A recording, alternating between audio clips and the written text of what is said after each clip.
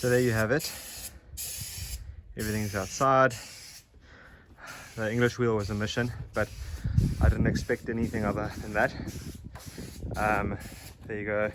Anvil's there on its stand. The weight's not on the gantry, so we'll wait now and then we'll just basically hoist it up and load it into the back of his bucky. That's the idea anyway. And yeah, there you go. Empty workshop for now, waiting for new stuff. So yeah, basically the idea is that when the Suburban gets here, I've got 2 new pallets there outside, you can see them. So the idea is that when the Suburban gets here, he'll reverse up here, and then we'll sort of inch it back onto a pallet, and then carry on. We'll just wheel it off and then put another pallet in the front of the body, and so that we can get it inside, and it's going to park over there along that wall. I don't know if it's going to be too long or too short, I have no idea, but that's the plan. So we'll see how it goes.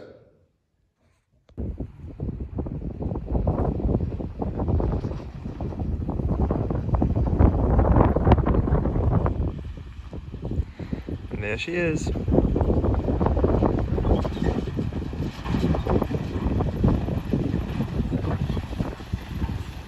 Morning, Rudy.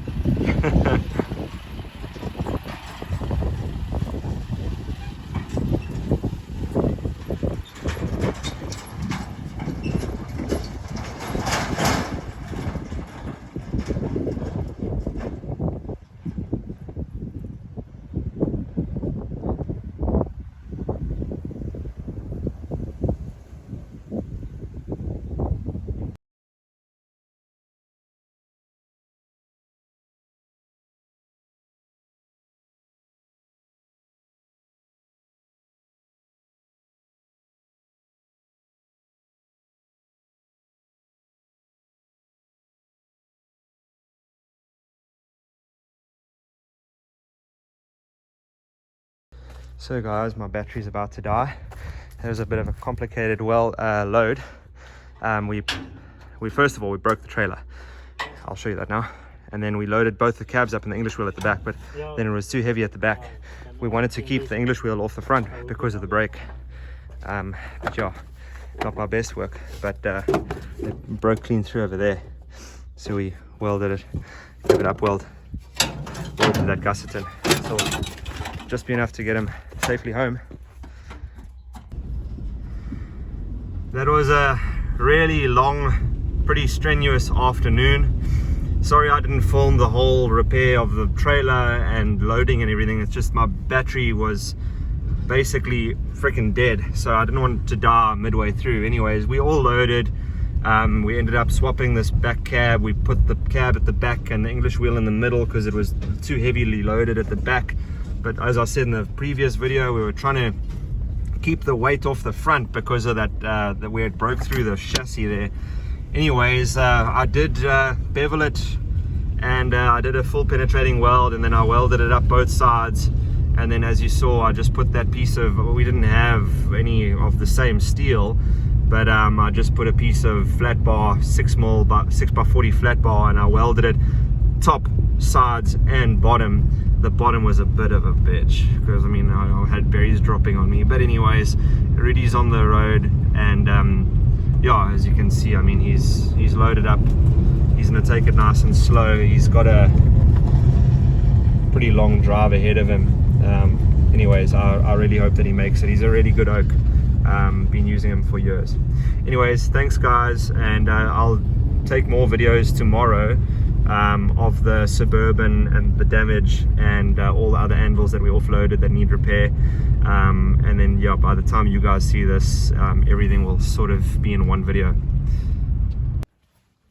Alrighty then guys, it is Friday today, so the day after they delivered.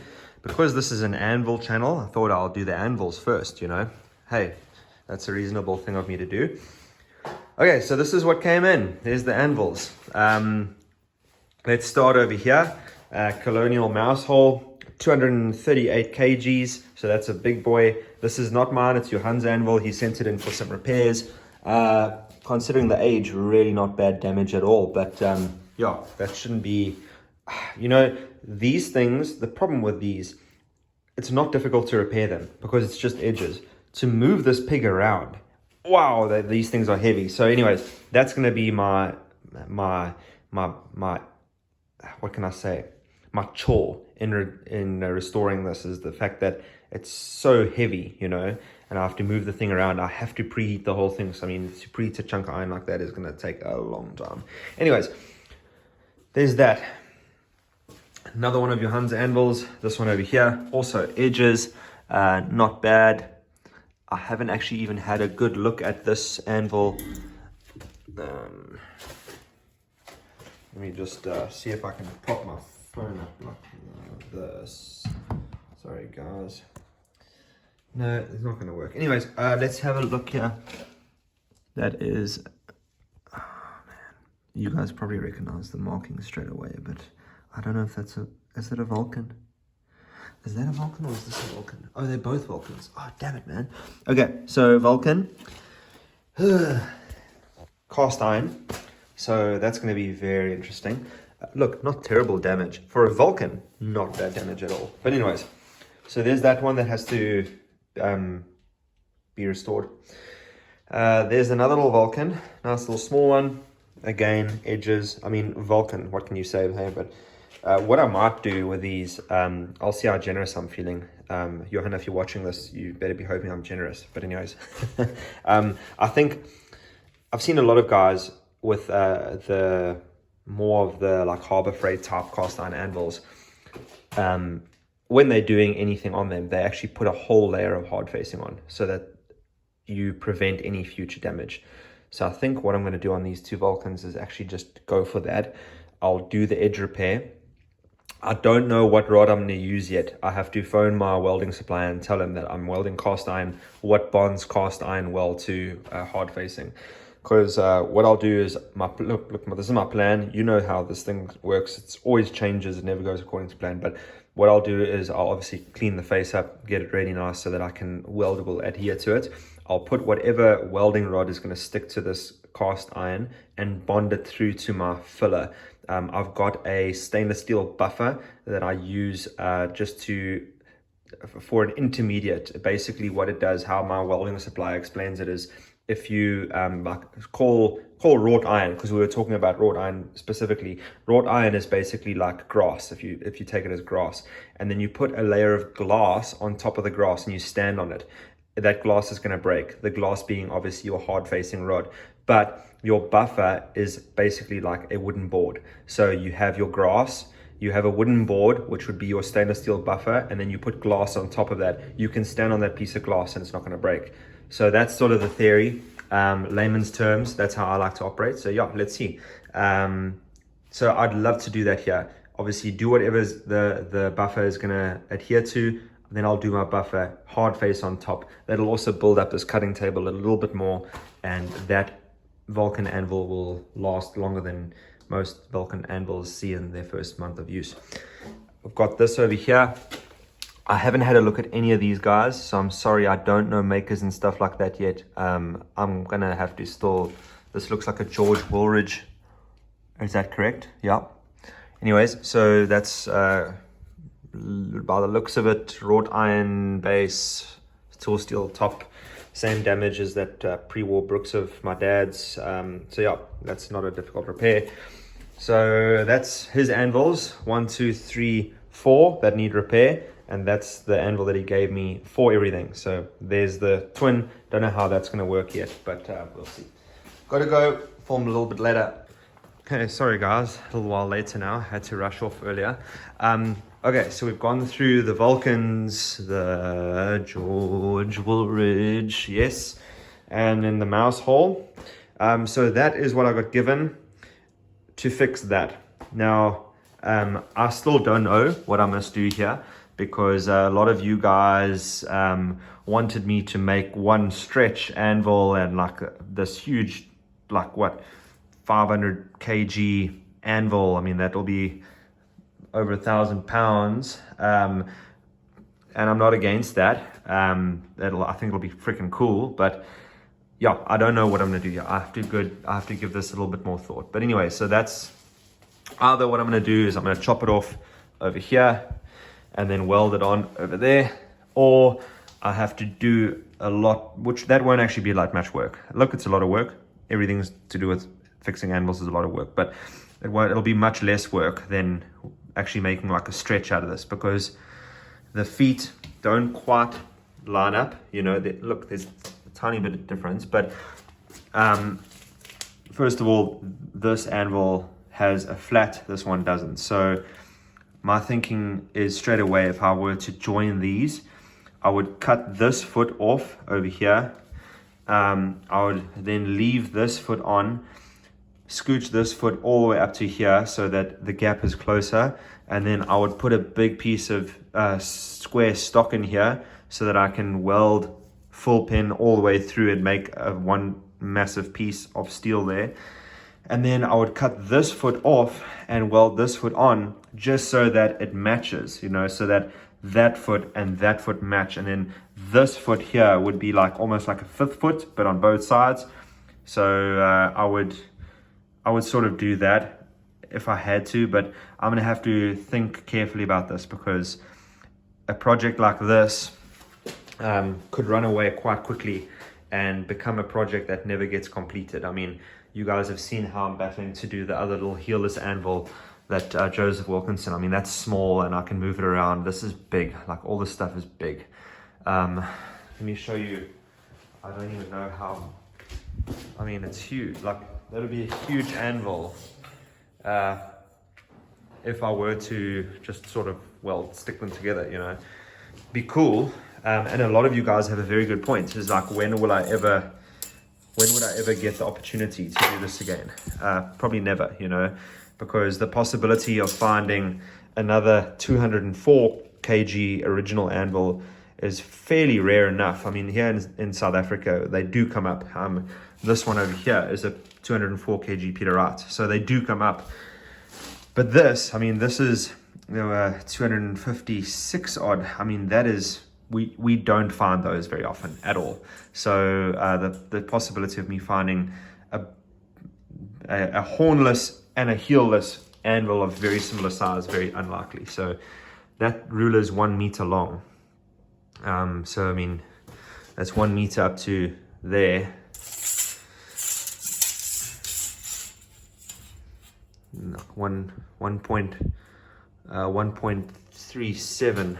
1.38 meters.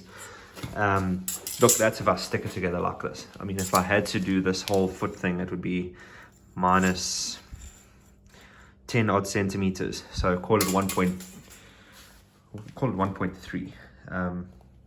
You know, that would be the total length if I had to just basically stick them together and fill them up. Anyway, let me know what you guys think. I could make it work, but it's going to be a lot of work. It'll be freaking cool, I won't lie. It'll be like very, very cool. Something quite special. But yeah, let me know. Okay, and then to get to the Suburban, seeing as this will be on the other channel mainly. Okay, like I mentioned yesterday, condition much, much worse than I originally thought. I knew that the grille surround was going to be bent. I didn't realize quite how bent. I think it probably is repairable, but I'm going to have to get a parts pickup for this. I know of one that has everything that's sort of missing over here. It is a pickup, so it's not a Suburban. I'm going to have to import a new screen. The front fenders are basically trashed, so I want to match I still want to do a patina build on this. The patina is really nice. But I'm going to have to, wherever I do patch panels, I'm going to have to match patina. So I'm going to have to spend a bit of time on that. So I'm probably going to have to end up importing the fender, the front fender corners. Inner fenders are cool, not too much damage. A little bit of rust there that I can just plate up. And then on the body, it looks nice from far, but it is far from nice, unfortunately. The biggest thing is that the gutters are rusted through. So someone has obviously tried to do some gutter delete over here, but I mean, there's rust through on the roof. the further forward we go, the worse it gets. I mean, you can see over here that gutter's like trashed, you know, right around the front of the windscreen. The windscreen almost popped out. Luckily it didn't. Not that it matters, it's all cracked, but yeah, like all that, like that's a lot, like that, you can't just leave that, you know, that's already bubbling. So it's going to be a whole gutter repair or a gutter delete, but I'm not a huge fan of gutter deletes. I feel like they make more problems than anything else. Obviously rust through there. That's separated. Has it separated? I don't know if it's separated, or because I know that this whole corner is loose. So yeah, sills are gone. I'm gonna have to import new sills. The floor is not terrible. That's, you know, I can patch that, I can make that up. Yeah, they always rust there. Back here it's not too bad. And then obviously the back was wood, so I don't know if I'm going to do a steel floor or just do another wooden floor. The idea over here was for me to have a car that we can, you know, could chuck the kids in, and yeah, obviously the doors are long enough that you can just flip the back seat forward and have another row of seats there where we can put the kids in, and then obviously all the space at the back where we can like load stuff up and we can go camping and whatever. But anyways, we'll see. The roof's not terrible, it's quite dented, but nothing that can't be fixed, and nothing that wouldn't match the patina sort of style I'm going for. You know, this, I don't expect this to be perfect at all, but yeah, it can't be like that, for example. So that's like quite bad. From here basically all the way to the end would have to be replaced, you know. That's obviously bent. That's because this looks like it wasn't a Suburban, it looks like it was a wagon, and or like a damn it, that hurt. It looks like it was a panel van and they've cut windows out. So another thing that I would like to keep it obviously with windows in the back so that we can make a family vehicle out of it, but another thing I'd have to do is angle the back windows. I'd have to cut that out, angle it so that it can look original, because clearly someone just didn't want to cut slightly angled windows. I don't know why you wouldn't just make it look original. Why put square windows when the original ones had slanted windows? Anyways, so that's that. I haven't done much more of evaluation on it other than that. The other door is in there, missing handles. It's okay because the parts pickup has handles. That door seems fine. Yeah, it's got the cubby hole lid, which is very unusual for these things. Missing the gauges, but I've got 2 sets of gauges. Hey. Advantages of being a hoarder. And then sun visors, which is quite rare in these, and not rare, just rare to have them still in there. And then obviously the interior light, which is also, you know, normally these things are missing a lot more. But anyways, so this is going to be a lot more work than I thought. And again, you know, I wanted to basically just scour this all with Scotch Brite, get it all flat, and then clear coat, whereas now I have to do a whole lot of metal replacement and somehow match that into the patina, because I definitely don't want the rat rod look. I want more of a patina look. So I'm gonna have to match the patina so that it doesn't look too ratty, you know. Anyways, the hood is good. The bonnet's actually like really nice. I don't have to do much to it, and the stuff that does need to be done is a little bit tiny bit over there, but I mean that's nothing to fix. I don't even know if I'll bother fixing that. Nice character. And then over here there's a little bit of a dent, but I mean I'll just probably panel beat that out, get it as nice as possible, and I'll leave it, you know, because I'm happy. That's fine. It's just I don't mind dents, I just don't want through rust, because well, it's through rust. Another thing is that's all bent up at the bottom there, over there, so we'll have to panel beat that back down. That's not a huge deal, I don't think, but back doors seem to be okay. Rear gutter seems to be fine somehow, pretty straight actually.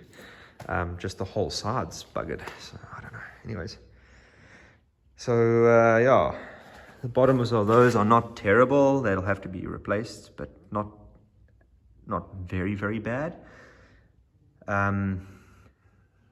Yeah, only problem is the parts pickup is white and this is obviously blue, so I'll be able to cut bits of patch panels out of the parts pickup, but I'm gonna have to match the color spray over the white, leave the rust, maybe water paper down so that it rusts through or something like that. Anyways, so guys, that was my week. Exciting. Oh, there's a steering column.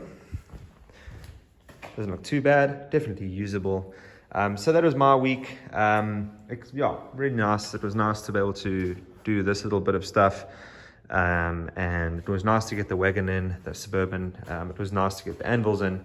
But I mean, I haven't bitten off more than I can chew. Luckily, Johan doesn't mind when he gets these back.